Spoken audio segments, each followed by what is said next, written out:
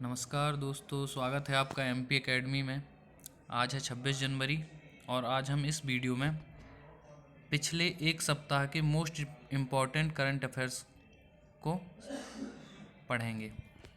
चलिए, पहला क्वेश्चन है, दूरसंचार उपकरण और सेवा निर्यात संवर्धन परिषद TEPC ने जिसको नया अध्यक्ष नियुक्त किया है, तो इसका सही आंसर है संदीप अग्रवाल।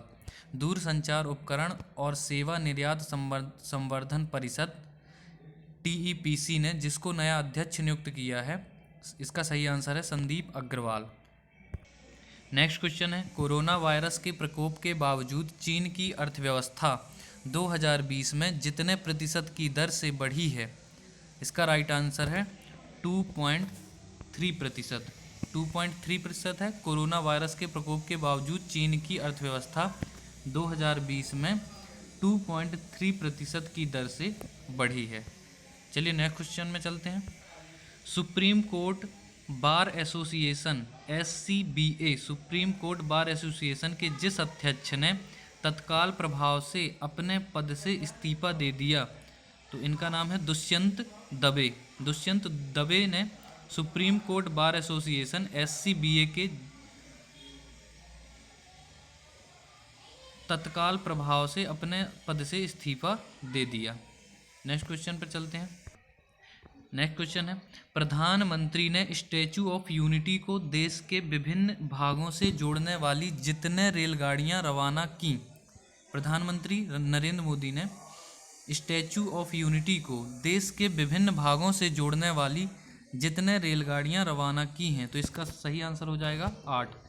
तो इस फैक्ट के बारे में थोड़ा सा जान लेते हैं। स्टैचू ऑफ यूनिटी, तो स्टैचू ऑफ यूनिटी ये कहाँ पर है, तो ये है गुजरात के अहमदाबाद में, गुजरात में है स्टैचू ऑफ यूनिटी, गुजरात में है। और स्टैचू ऑफ यूनिटी किसकी प्रतिमा है, तो ये है सरदार वल्लभ भाई पटेल। सरदार वल्लभ भाई पटेल, जिन्हें लौह पुरुष के नाम से भी जाना जाता है, उनकी प्रतिमा को स्टैचू ऑफ यूनिटी कहते हैं। तो टूरिज्म को बढ़ावा देने के लिए, स्टैचू ऑफ यूनिटी में आने वाले टूरिज्म को बढ़ावा देने के लिए विभिन्न देश के विभिन्न भागों से 8 रेलगाड़ियों को रवाना किया गया है। नेक्स्ट क्वेश्चन पर चलते हैं। जिस देश के प्रधानमंत्री बोरिस जॉनसन ने G7 के शिखर सम्मेलन में भाग लेने के लिए प्रधानमंत्री नरेंद्र मोदी को आमंत्रित किया है, इसका सही आंसर हो जाएगा ब्रिटेन। ब्रिटेन के प्रधानमंत्री बोरिस जॉनसन ने G7 के शिखर सम्मेलन में भाग लेने के लिए प्रधानमंत्री नरेंद्र मोदी को आमंत्रित किया है। तो बोरिस जॉनसन, इनसे रिलेटेड एक और फैक्ट है, अभी जो आज के दिन जो हमारा गणतंत्र दिवस मनाया गया है, इस गणतंत्र दिवस के लिए मुख्य अतिथि के रूप में बोरिस जॉनसन को ही चुना गया था, जो कोरोना के चलते इन्होंने अपनी यात्रा को स्थगित कर दिया, कैंसिल कर दिया। तो इनका नाम याद रखिएगा, बोरिस जॉनसन, जो कि ब्रिटेन के प्रधानमंत्री हैं। इन्होंने G7 के शिखर सम्मेलन में भाग लेने के लिए प्रधानमंत्री नरेंद्र मोदी को आमंत्रित किया है। नेक्स्ट क्वेश्चन पे चलते हैं। पद्म विभूषण से सम्मानित जिस महान शास्त्रीय गायक का 89 वर्ष की उम्र में निधन हो गया, तो इनका नाम है गुलाम मुस्तफ़ा खान। गुलाम मुस्तफ़ा खान का 89 वर्ष की उम्र में निधन हो गया। ये किस क्षेत्र से संबंधित थे, तो ये शास्त्रीय गायक थे, साथ में पद्म विभूषण से सम्मानित थे। पद्म विभूषण जो कि देश का दूसरा सर्वोच्च नागरिक सम्मान होता है, पद्म विभूषण। तो जैसा कि आज आपने नाम भी सुना होगा, 26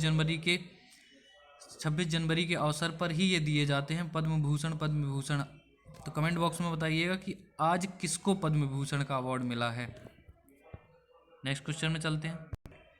अमेरिका की भावी प्रथम महिला जिल बाइडेन की नीति निर्देशक जिसे नियुक्त किया गया है, तो इसका सही आंसर है माला अडिगा को। माला अडिगा को अमेरिका की भावी प्रथम महिला जिल बाइडेन की नीति निर्देशक नियुक्त किया गया है, माला अडिगा को। तो ये जिल बाइडेन कौन है, तो जिल बाइडेन जो अमेरिका के राष्ट्रपति हैं, वर्तमान में राष्ट्रपति हैं जो बिडेन। तो जो बिडेन जो हैं, इनकी वाइफ हैं, जो बिडेन की वाइफ हैं कौन, जिल बाइडेन। और इनकी निदेशक, नीति निदेशक नियुक्त किया गया है माला अडिगा को। माला अडिगा को, तो माला अडिगा को जिल बाइडेन की नीति निदेशक नियुक्त किया गया है। और ये जिल बाइडेन कौन है, तो जो बिडेन, जो वर्तमान में अमेरिका के राष्ट्रपति हैं, इनकी पत्नी हैं। नेक्स्ट क्वेश्चन है, जिस देश के लिए सबसे ज़्यादा मैच खेलने वाले एवं सबसे ज़्यादा गोल करने वाले फुटबॉलर वेन रूनी ने खेल से संन्यास ले लिया है, तो ये इंग्लैंड के खिलाड़ी हैं। इंग्लैंड के लिए सबसे ज़्यादा मैच खेलने वाले एवं सबसे ज़्यादा गोल करने वाले फुटबॉल वेन रूनी ने खेल से संन्यास ले लिया है। नेक्स्ट क्वेश्चन में चलते हैं, जिस भारतीय निशानेबाज ने हाल ही में राष्ट्रीय निशानेबाजी ट्रायल्स में पुरुषों के 10 मीटर एयर पिस्टल का खिताब अपने नाम किया है, तो ये है सौरभ चौधरी। सौरभ चौधरी ने भारतीय निशानेबाज ने हाल ही में राष्ट्रीय निशानेबाजी ट्रायल्स में पुरुषों के 10 मीटर एयर पिस्टल का खिताब अपने नाम किया है। इनका नाम याद रखिएगा, मोस्ट इंपॉर्टेंट है सौरभ चौधरी, ये निशानेबाज हैं। नेक्स्ट क्वेश्चन है, भारत के जिस खिलाड़ी ने मात्र 44 दिनों के अंदर सभी फॉर्मेट के अंदर क्रिकेट में डेब्यू करने वाला पहला भारतीय बन गया है, तो आंसर हो जाएगा टी नटराजन। तो ये सभी फॉर्मेट का मतलब है T20, वनडे एंड टेस्ट। 3 तरह से मैच होते हैं क्रिकेट में, 3 तरह के मैच होते हैं, T20, ODI यानी कि one day inning and test match. तो इस तीनों फॉर्मेट में मात्र 44 दिनों के अंदर अंतर्राष्ट्रीय क्रिकेट में डेब्यू करने वाले पहले भारतीय बन गए हैं टी नटराजन, जो कि केरल के हैं।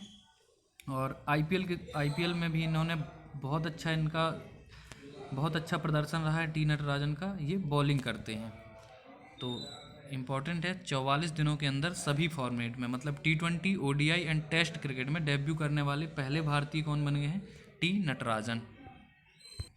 नेक्स्ट क्वेश्चन है, केंद्रीय मंत्रिमंडल ने 20 जनवरी 2021 को भारत और जिस देश के बीच सौर ऊर्जा के क्षेत्र में सहयोग के लिए एक सहमति पत्र को मंजूरी दे दी, इसका राइट आंसर हो जाएगा उज्बेकिस्तान। तो केंद्रीय मंत्रिमंडल ने 20 जनवरी 2021 को भारत और जिस देश के बीच सौर ऊर्जा के क्षेत्र में सहयोग के लिए एक सहमति पत्र को मंजूरी दे दी, वो है उज्बेकिस्तान। केंद्र सरकार ने हाल ही में जम्मू कश्मीर में जितने मेगावाट के रेटेल पावर प्रोजेक्ट को मंजूरी दे दी है, तो केंद्र सरकार ने हाल ही में जम्मू कश्मीर में 850 मेगावाट के रेटेल पावर प्रोजेक्ट को मंजूरी दे दी है। जम्मू कश्मीर में 850 मेगावाट, तो रेटेल पावर प्रोजेक्ट की जो क्षमता है वो कितनी है, 850 मेगावाट। याद रखिएगा, जम्मू कश्मीर जो पहले राज्य था, इसे विशेष राज्य का दर्जा प्राप्त था आर्टिकल 370 के तहत, जो कि अब ख़त्म कर दिया गया है। तो जम्मू कश्मीर पहले राज्य था, इसलिए हमारे जो कंट्री में कितने राज्य हो गए थे, 29। तेलंगाना आखिरी राज्य था, जो कि 2013 में बना। तो 2013 29वां राज्य कौन सा था, तेलंगाना। जम्मू कश्मीर अब यूनियन टेरिटरीज यानी कि केंद्र शासित प्रदेश है। अतः जो हमारे देश में राज्यों की संख्या कितनी है, 28। केंद्र शासित प्रदेश कितने हैं, 8। तो जम्मू कश्मीर अब एक यूनियन टेरिटरीज है, यहाँ पर केंद्र शासित प्रदेश है। तो हमारे देश में जो हैं 28 राज्य और 8 केंद्र शासित प्रदेश हैं।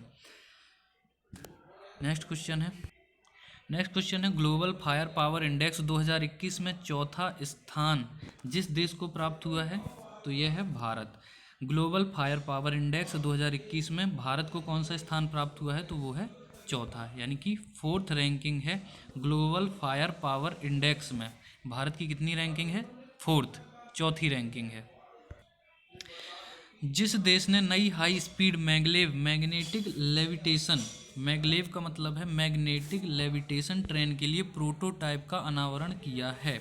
जिस देश ने नई हाई स्पीड मैग्लेव ट्रेन के लिए प्रोटोटाइप का अनावरण किया है, तो वो है चीन है। चीन में नई हाई स्पीड मैगलेव यानी कि मैग्नेटिक लेविटेशन ट्रेन के लिए प्रोटोटाइप का अनावरण किया गया है। नेक्स्ट क्वेश्चन है, जिस देश के वर्तमान राष्ट्रपति योवेरी मुसेवेनी को 2021 के किस देश के राष्ट्रपति चुनाव के विजेता के रूप में घोषित किया गया है? तो ये है युगांडा।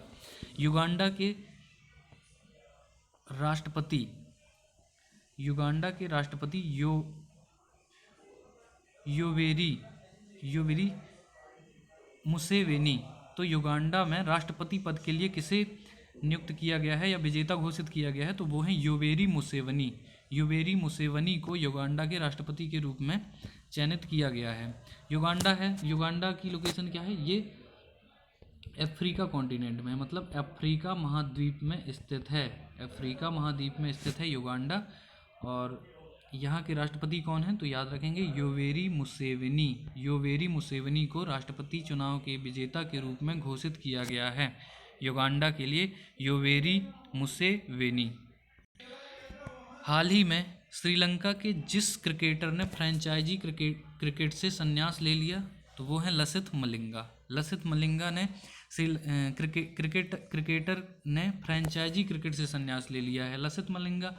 तो ये भी पूछा जा सकता है कि लसिथ मलिंगा फ्रेंचाइजी क्रिकेट में किस टीम से खेलते थे? तो ये खेलते थे मुंबई इंडियन के लिए। मुंबई इंडियंस में इस बार आपने देखा होगा, मुंबई इंडियंस के कप्तान कौन है? रोहित शर्मा।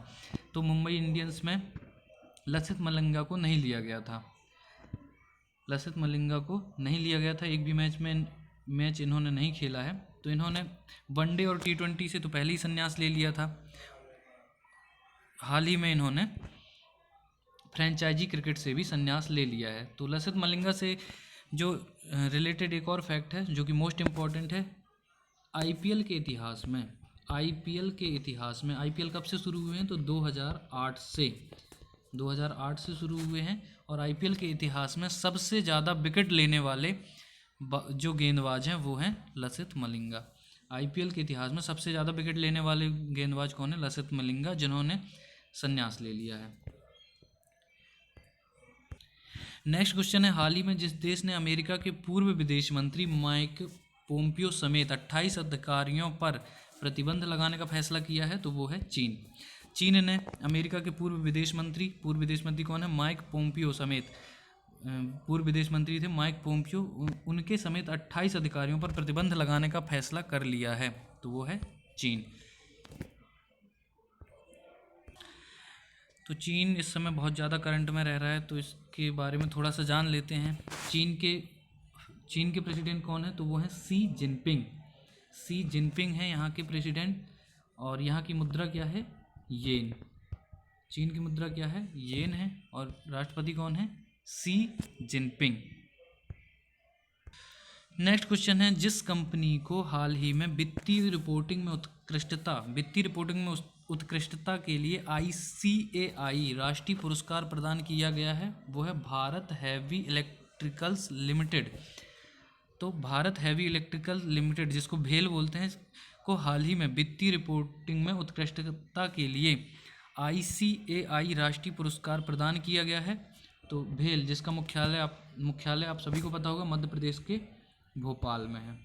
भेल का मुख्यालय कहाँ पर है? तो ये है भोपाल में। भोपाल जो कि मध्य प्रदेश की राजधानी है। भारत हैवी इलेक्ट्रिकल लिमिटेड को उत्कृष्टता के लिए, वित्तीय रिपोर्टिंग में उत्कृष्टता के लिए ICAI राष्ट्रीय पुरस्कार प्रदान किया गया है। आईपीएल टीम राजस्थान रॉयल ने जिस खिलाड़ी को टीम का नया कप्तान नियुक्त किया है, तो आईपीएल टीम राजस्थान रॉयल्स ने किस खिलाड़ी को टीम का नया कप्तान नियुक्त किया है? वो है संजू सैमसन को राजस्थान रॉयल ने टीम का नया कप्तान नियुक्त किया है। तो थोड़ा सा जान लेते हैं, जो अभी संपन्न हुए आईपीएल मैच, इसमें कप्तानी किसने की थी? वो थी स्टीव स्मिथ, जो कि ऑस्ट्रेलिया के खिलाड़ी हैं, बल्लेबाज हैं, कप्तान रह चुके हैं, ऑस्ट्रेलिया के कप्तान रह चुके हैं स्टीव स्मिथ। इनकी कप्तानी में जो राजस्थान रॉयल्स है, वो सबसे आखिरी नंबर पे थी, सबसे आखिरी नंबर पे थी। इसलिए राजस्थान रॉयल्स ने संजू सैमसन को नया कप्तान घोषित किया है। वह फुटबॉलर जिसने 760 गोल दागकर जोसेफ बिकान को पीछे छोड़ते हुए फुटबॉल इतिहास में सबसे ज़्यादा गोल दाग दिया है, वो है क्रिस्टियानो रोनाल्डो। क्रिस्टियानो रोनाल्डो को क्रिस्टियानो रोनाल्डो वह फुटबॉलर जिसने 760 गोल दागकर जोसेफ बिकान को पीछे छोड़ते हुए फुटबॉल इतिहास में सबसे ज़्यादा गोल दाग दिया है, वो है क्रिस्टियानो रोनाल्डो। नेक्स्ट क्वेश्चन पर चलते हैं। वह राज्य सरकार जिसने हाल ही में महात्मा गांधी राष्ट्रीय ग्रामीण रोजगार गारंटी अधिनियम मनरेगा के तहत कार्य दिवसों की संख्या को मौजूदा 100 दिनों से बढ़ाकर 150 दिन करने की घोषणा की है, तो वह राज्य सरकार है। सही आंसर हो जाएगा उत्तराखंड। उत्तराखंड वह राज्य सरकार है जिसने हाल ही में महात्मा गांधी राष्ट्रीय रोजगार गारंटी अधिनियम मनरेगा के तहत कार्य दिवसों की संख्या को मौजूदा 100 दिनों से बढ़ाकर 150 दिन करने की घोषणा की है। तो उत्तराखंड जो कि वर्तमान में करंट में भी रहा है, 25 जनवरी 2021 जो 21 को जो हमारा राष्ट्रीय चुनाव आयोग दिवस मतलब नेशनल वोटर डे मनाया गया है। उस दिन उत्तराखंड के सीएम त्रिवेंद्र सिंह रावत ने एक दिन के लिए सृष्टि गोस्वामी को एक दिन के लिए सीएम पद पर आसीन किया था। तो ये भी फैक्ट भी आप याद रखिएगा। नेक्स्ट क्वेश्चन है, अडानी समूह ने हाल ही में जितने हवाई अड्डों के विकास, संचालन और प्रबंधन के लिए भारतीय विमानपत्तन प्राधिकरण के साथ एक रियायत समझौते पर हस्ताक्षर किए हैं, तो सही आंसर हो जाएगा 3। अडानी समूह ने हाल ही में जितने हवाई अड्डों के विकास, संचालन और प्रबंधन के लिए भारतीय विमानपत्तन प्राधिकरण AIA के साथ एक रियायत समझौते पर हस्ताक्षर किए हैं, सही आंसर है 3। वह राज्य सरकार जिसने बागवानी विकास मिशन की घोषणा की है, तो सही आंसर हो जाएगा गुजरात सरकार ने बागवानी विकास मिशन की घोषणा की है। गुजरात सरकार की बात आई है तो गुजरात के सीएम कौन है? विजय भाई रूपानी गुजरात के सीएम हैं। बात करें राज्यपाल की तो राज्यपाल हैं आचार्य देवव्रत। लोकसभा की 26 और राज्यसभा की 11 सीटें हैं, तो सीटें भी हमको याद रखना है। लोकसभा की 26 और राज्यसभा की 11 सीटें हैं। मुख्यमंत्री हैं विजय भाई रूपानी और यहाँ के राज्यपाल हैं आचार्य देवव्रत।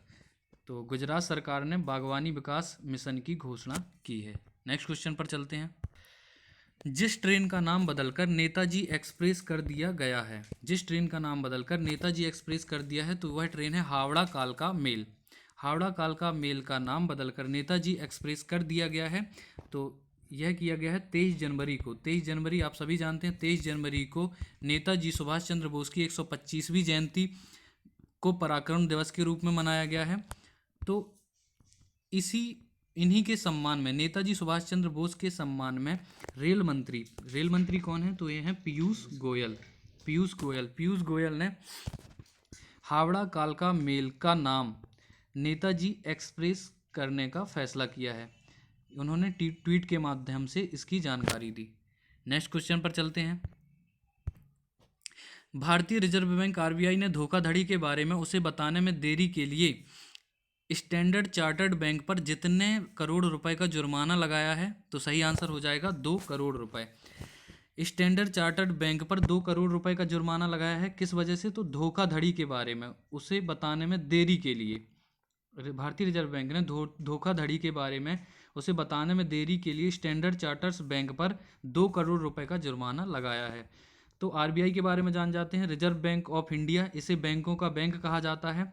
और इसकी स्थापना कब हुई थी? तो इसकी स्थापना हुई थी 1935 में। 1935 में RBI बना और ये अपनी मौद्रिक नीति निर्धारित करता है।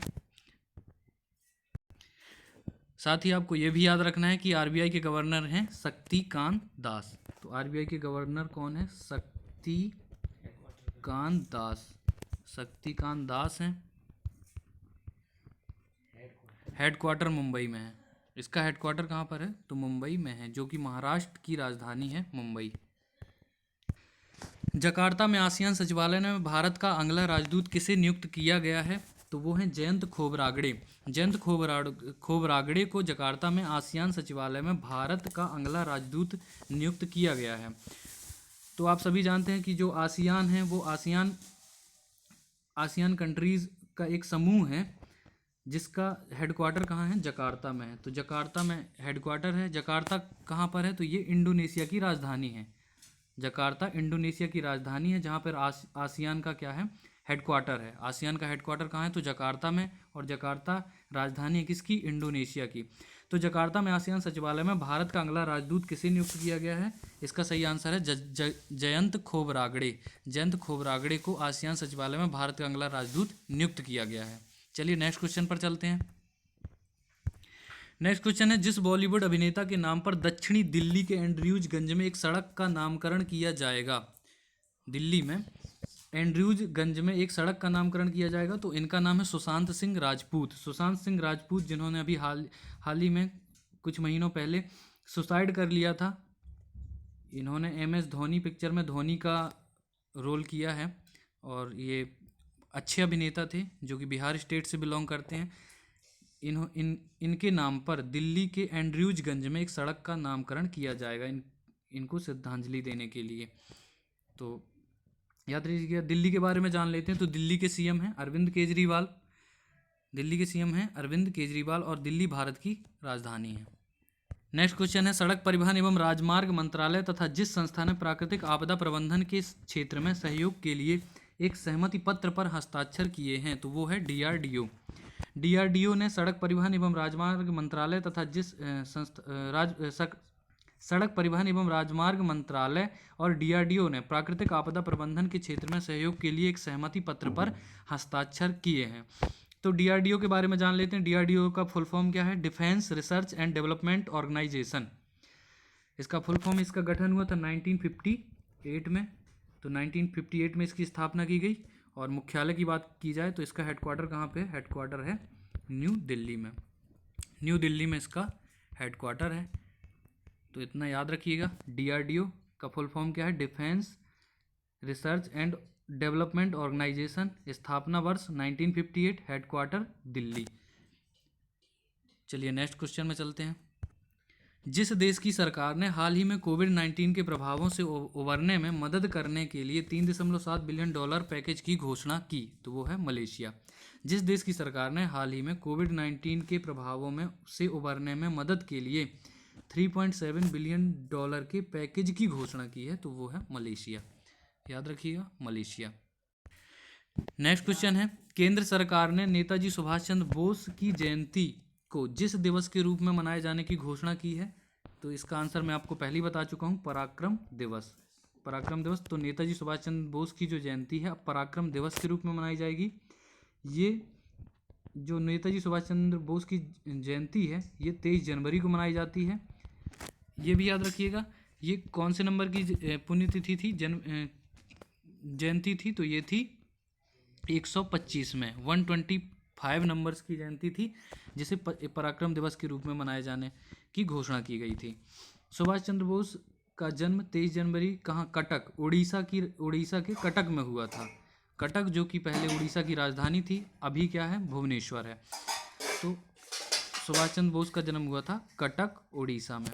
कटक के बारे में और कुछ जानना है और कुछ याद रख सकते हैं। कटक में रिसर्च सेंटर है, नेशनल चावल का राष्ट्रीय जो रिसर्च सेंटर है वो है कटक में, उड़ीसा के अंदर।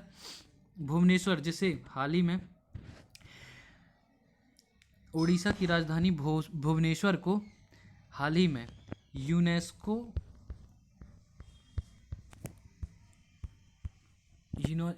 में शामिल किया गया है। यहाँ के मंदिरों को, यूनेस्को नहीं, ISO प्रमाण पाने वाली, ISO प्रमाणित पहली सिटी है। ISO प्रमाण पाने वाली भारत की पहली सिटी कौन है? तो वो है भुवनेश्वर। चलिए नेक्स्ट क्वेश्चन पर चलते हैं। और सूर्य मंदिर, जो ज़्यादातर एग्जाम में पूछा जाता है कि सूर्य मंदिर कहाँ है? तो सूर्य मंदिर कोणार्क, जो कि उड़ीसा के अंदर ही है। उड़ीसा में है सूर्य मंदिर कोणार्क। जगन्नाथपुरी कहाँ है? तो ये भी उड़ीसा में ही है, जगन्नाथपुरी। फिलिस्तीन ने जितने वर्षों के बाद साल 2021 में अपना पहला राष्ट्रीय चुनाव आयोजित करने के लिए तैयार है? तो फिलिस्तीन 14 साल के बाद, फिलिस्तीन 14 वर्षों के बाद साल 2021 में अपना पहला राष्ट्रीय चुनाव आयोजित करने के लिए तैयार है। तो फिलिस्तीन 14 साल बाद अपना पहला चुनाव आयोजित करने के लिए तैयार है। नेक्स्ट क्वेश्चन पर चलते हैं। भारतीय रेलवे ने नेताजी सुभाष चंद्र बोस की 125वीं जयंती से पहले जिस मेल ट्रेन का नाम बदलकर नेताजी एक्सप्रेस करने का फैसला लिया है? तो ये भी रिपीटेड क्वेश्चन है, हावड़ा कालका मेल ट्रेन। हावड़ा कालका मेल ट्रेन को नेताजी एक्सप्रेस के नाम से जाना जाएगा। भारतीय रेलवे यानी कि रेलवे मंत्री पीयूष कुमार गोयल ने इसकी घोषणा की है कि हावड़ा कालका मेल का अब नाम क्या होगा? नेताजी सुभाष चंद्र बोस के नाम पर होगा, नेताजी एक्सप्रेस। खेल और युवा मामलों के मंत्री किरण रिजिजू को अस्थायी तौर पर जिस मंत्रालय का अतिरिक्त प्रभार दिया गया है? सही आंसर हो जाएगा आयुष मंत्रालय। ये नवगठित मंत्रालय है जो कि योग से संबंधित है, योग और आयुर्वेद से संबंधित है। खेल और युवा मामलों के मंत्री किरण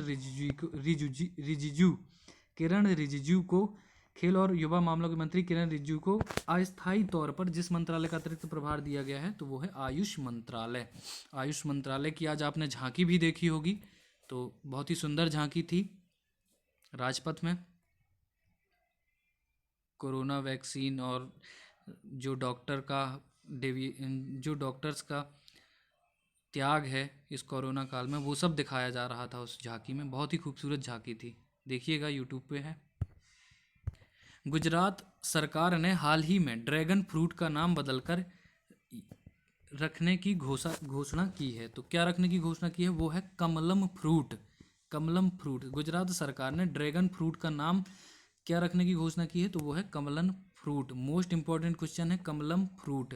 ड्रैगन फ्रूट का जो नाम बदलकर क्या रख दिया है? कमलन फ्रूट। तो इस समय एग्जाम का जो पैटर्न है, नाम क्या बदल के क्या रखा गया है, ये पूछने का जो ट्रेंड चल रहा है इस समय, तो इनको याद रखिएगा। ड्रैगन फ्रूट जो कि गुजरात का है, ड्रैगन फ्रूट, इसका नाम है कमलम फ्रूट।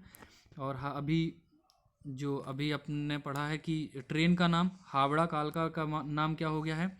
नेताजी एक्सप्रेस। इसी तरह से फिरोजाबाद का नाम हो गया अयोध्या। फिरोजाबाद का नाम अयोध्या किया गया है जो कि यूपी में है। और इसी तरह से इलाहाबाद का नाम बदलकर क्या कर दिया गया है? प्रयागराज। तो ये सब नाम चेंज, जिनके भी नाम चेंज हुए हैं, कई स्टेडियम के नाम चेंज हुए हैं, जैसे कि फिरोजशाह कोटला, दिल्ली के अंदर जो फिरोजशाह कोटला मैदान था उसका नाम अरुण जेटली मैदान हो गया है। और बहुत सारे चेंजेस हैं। अगर आप कमेंट करके बताइए अगर आपको सभी जितने भी अभी तक नाम चेंज हुए हैं उसका वीडियो चाहिए हो तो आप कमेंट करके ज़रूर बताइएगा। भारत ने सबसे पहले जिस पड़ोसी देश को 1.5 कोरोना वैक्सीन कोविड शील्ड के डोज अनुदान सहायता के तहत उपहार किए हैं तो वह है भूटान। भूटान हमारा पड़ोसी देश है, छोटा सा देश है जो कि नेपाल के बाजू से आपको दिखता होगा। नेपाल और भूटान को अलग करती है। तो जो सिक्किम राज्य हमारा फिंगर पॉइंट ऑफ इंडिया कहलाता है, वो तो ईस्ट साइड में देखेंगे तो भूटान है, वेस्ट साइड में देखेंगे तो नेपाल है। भारत ने सबसे पहले जिस पड़ोसी को 1.5 देश को कोरोना वैक्सीन कोविड शील्ड के डोज अनुदान सहायता के तहत उपहार किए हैं तो वो है भूटान। भूटान देश को भारत ने 1.5 कोरोना वैक्सीन कोविड शील्ड के डोज अनुदान उपहार किए हैं। नेक्स्ट क्वेश्चन है, वह भारतीय विकेटकीपर बल्लेबाज जो सबसे कम 27 पारियों में 1000 रन बनाने वाला पहला भारतीय बल्लेबाज बन गए हैं, वो हैं ऋषभ पंत जो कि दिल्ली कैपिटल की तरफ से खेलते हैं आईपीएल में। इन्होंने वो ऐसे पहले भारतीय विकेट कीपर बल्लेबाज बन गए हैं जिन्होंने 27 पारियों में 1000 रन पूरे किए हैं, तो वो हैं ऋषभ पंत। इन्होंने किसका रिकॉर्ड तोड़ा है? तो MS धोनी। इससे पहले MS धोनी नंबर 1 पर थे। तो ये कमेंट करके बताइएगा कि MS धोनी ने कितनी पारियों में 1000 रन बनाए हैं, कितनी पारियों में 1000 रन बनाए हैं। अभी जो हाल ही में है ऋषभ पंत ने 27 पारियों में 1000 रन बनाए हैं और ये इनका नया रिकॉर्ड है। नेक्स्ट क्वेश्चन पे चलते हैं। जिस राज्य के पूर्व राज्यपाल एवं उत्तर प्रदेश के पूर्व राजस्व मंत्री माता प्रसाद का हाल ही में निधन हो गया, तो वो है अरुणाचल प्रदेश। अरुणाचल प्रदेश राज्य के पूर्व राज्यपाल एवं उत्तर प्रदेश के पूर्व राजस्व मंत्री माता प्रसाद का हाल ही में निधन हो गया। तो याद रखिए अरुणाचल प्रदेश जो हमारा सबसे ईस्टर्न जो स्टेट है यानी कि पूर्वी राज्य है वो है अरुणाचल प्रदेश। इसकी राजधानी कौन है? ईटानगर है। तो और दूसरा राज्य किसका नाम है? उत्तर प्रदेश का। उत्तर प्रदेश के पूर्व राजस्व मंत्री थे। तो उत्तर प्रदेश की राजधानी क्या है? उत्तर प्रदेश की राजधानी है लखनऊ। उत्तर प्रदेश की राजधानी लखनऊ है। अगर सीएम की बात करें तो सीएम है योगी आदित्यनाथ। योगी आदित्यनाथ हैं सीएम। राज्यपाल की बात करें तो राज्यपाल हैं आनंदीबेन पटेल। और जो आनंदीबेन पटेल हैं, आनंदीबेन पटेल, ये यूपी और साथ साथ एमपी, यूपी और एमपी का दोनों स्टेटों का कार्यभार संभाल रही हैं। तो आनंदीबेन पटेल जो हैं यूपी और एमपी दोनों की राज्यपाल हैं। सीएम योगी आदित्यनाथ हैं और उत्तर प्रदेश की राजधानी क्या है? लखनऊ है। नेक्स्ट क्वेश्चन पर चलते हैं। गणतंत्र दिवस परेड में फाइटर प्लेन उड़ाने वाली पहली महिला फाइटर जो बन जाएंगी, तो इनका नाम क्या है? इनका नाम है भावना कांत। भावना कांत। गणतंत्र दिवस परेड में फाइटर प्लेन उड़ाने वाली पहली महिला फाइटर जो बन जाएंगी वो है भावना कांत। इनका नाम याद रखिएगा। Next question. जिस राज्य के राज्यपाल आरिफ मोहम्मद खान ने वन स्कूल वन IAS, ये इसमें सही से नहीं लिखा हुआ है, मतलब इसका मतलब है कि एक स्कूल में one school and one IAS Indian administration service, one school one IAS योजना का उद्घाटन किया है। तो ये किया है केरल राज्य के राज्यपाल ने। केरल राज्य के राज्यपाल आरिफ मोहम्मद खान ने वन स्कूल वन IAS योजना का उद्घाटन किया है, जिसके तहत स्कूलों में IAS यानी कि UPSC की तैयारी कराई जाएगी। कोचिंग मुफ्त में कराई जाएगी इसमें मेधावी छात्रों को। तो केरल के बारे में जान लेते हैं। केरल के सीएम कौन है? पिनरई विजयन है। कौन है? पिनरई विजयन। और राज्यपाल तो जैसा कि आप पढ़ ही चुके हैं, आरिफ मोहम्मद खान। राज्यपाल कौन है? आरिफ मोहम्मद खान। लोकसभा में सीटों की बात करें तो यहाँ पे लोकसभा की सीटें हैं 20 और राज्यसभा की बात करें तो राज्यसभा में सीटें हैं 9। राज्यसभा की 9 सीटें हैं, याद रखिएगा। 9 को अच्छे से लिख देता हूँ। राज्यसभा में है 9। तो याद रखिएगा जो केरल राज्य है इसके सीएम कौन है? पिनरई विजयन। राज्यपाल आरिफ मोहम्मद खान। लोकसभा में जो सीटें हैं 20, राज्यसभा में है 9। वन स्कूल वन IAS जो कि ये देश की पहली ऐसी योजना है, तो इसका स्वागत है। हमारे स्टेट में भी आई ये योजना। राज्यपाल आरिफ मोहम्मद खान ने वन स्कूल वन IAS की योजना का उद्घाटन किया है केरल। केरल राज्य के बारे में जान लीजिए। ये भारत का सबसे साक्षर राज्य है।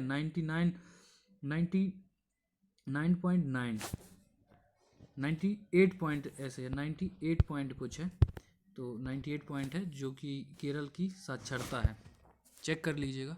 नेक्स्ट क्वेश्चन है। भारत और जिस देश ने हाल ही में सूचना एवं संचार प्रौद्योगिकी ITC के क्षेत्र में सहयोग बढ़ाने के उद्देश्य से एक समझौता ज्ञापन पर हस्ताक्षर किए हैं, तो वो है जापान। जापान और भारत ने सूचना एवं प्रौद्योगिकी के क्षेत्र में सहयोग बढ़ाने के उद्देश्य से एक समझौता ज्ञापन पर हस्ताक्षर किए हैं। नेक्स्ट क्वेश्चन है। अमेरिका के ओपन स्काई संधि से अलग होने की घोषणा के बाद जिस देश ने भी इस संधि से वापसी की घोषणा की है, तो इसका राइट आंसर है रशिया। ओपन स्काई संधि से अलग होने की घोषणा की है तो सबसे पहले की थी अमेरिका ने, अमेरिका के बाद रशिया ने। तो ओपन स्काई संधि क्या है? इसके तहत जो कोई भी देश अपने जो भूतल के ऊपर किसी भी ड्रोन या किसी भी इस तरह से नज़र जो एक देश दूसरे देश पर नज़र रख लेता था, अब नहीं रख पाएगा। जो देश इस संधि से बाहर हो जाएगा उस पर नज़र नहीं रखी जा सकती है। नेक्स्ट क्वेश्चन है। अमेरिका के नवनिर्वाचित राष्ट्रपति जो बाइडेन और उपराष्ट्रपति कमला हैरिस की टीम ने भारतीय मूल की, जिसको व्हाइट हाउस में नेशनल इकोनॉमिक काउंसिल या डिप्टी डायरेक्टर नामित किया है, तो वो है समीरा फाजली। समीरा फाजली को, जो कि भारतीय मूल की हैं, इनको व्हाइट हाउस में नेशनल इकोनॉमिक काउंसिल का डिप्टी डायरेक्टर नामित किया है। तो कमला हैरिस ये उपराष्ट्रपति हैं, उपराष्ट्रपति कमला हैरिस ये भी भारतीय मूल की हैं। और इनका याद रखिएगा समीरा फाजली, जो बिडेन नवनिर्वाचित राष्ट्रपति हैं। समीरा फाजली को याद रखिएगा। नेक्स्ट क्वेश्चन, उद्यान कैंसर संस्थान ये क्या, अद्यार कैंसर संस्थान की जिस अध्यक्षा का 19 जनवरी 2021 को 93 वर्ष की उम्र में निधन हो गया वो है doctor B Shanta. Adyar cancer संस्थान की अध्यक्ष थी ये डॉक्टर बी शांता, जिनका 93 वर्ष की उम्र में 19 जनवरी 2021 को निधन हो गया।